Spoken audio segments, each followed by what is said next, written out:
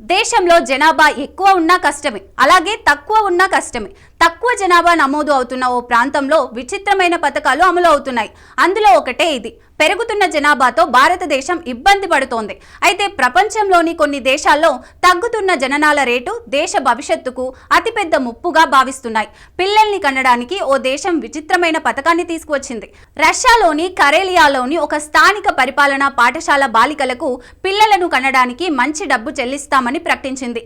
25 సంవత్సరాల కంటే తక్కువ వయసున్న వారు ఆరోగ్యవంతమైన శిశువులకు జన్మనిస్తే 1,00,000 రూబీలు అంటే సుమారు 81,000 భారతీయ రూపాయలు ఇస్తామని ఆ యూనివర్సిటీ తెలిపింది. మాస్కో టైమ్స్ నివేదిక ప్రకారం దేశంలో తగ్గుతున్న జననాల రేటును మెరుగుపరచడానికి ఈ విధానం అమలు చేసినట్లు తెలుస్తోంది. జనవరి 1 నుంచి ఈ పథకం అమల్లోకి వచ్చింది. ఒకవేళ బిడ్డ చనిపోతే పథకంలో పేర్కొన్న మొత్తం ఆ బాలికకు అందదు. బిడ్డ పుట్టిన తర్వాత అకస్మాత్తుగా చనిపోతే చెల్లింపు పరిస్థితి ఏమిటి? ఒక బిడ్డ వైకల్యంతో పుడితే ఇంకా ఇలాంటి గందరగోళంగా ఉన్న అనేక ప్రశ్నలు ఉన్నాయి. రష్యాలో జనన రేటును పెంచడానికి ఇటువంటి అనేక ఇతర పథకాలు అమలు చేయబడుతున్నాయి. రష్యాలో గత ఏడాది 2024 మొదటి 6 నెలల్లో కేవలం 5,99,600 మంది పిల్లలు మాత్రమే జన్మించారు. ఇది గత 25 ఏళ్లలో కనిష్ట స్థాయి. జూన్లో జనన రేటు కేవలం 1,00,000.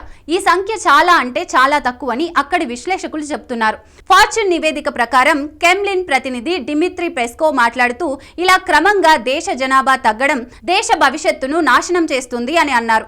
అయితే 1990లో రష్యా జనాభా తగ్గడం ప్రారంభించింది. పరిస్థితి ఇలాగే కొనసాగితే రష్యాలో జనాభా క్షీణతతో తీవ్ర సంక్షోభం ఏర్పడుతోంది.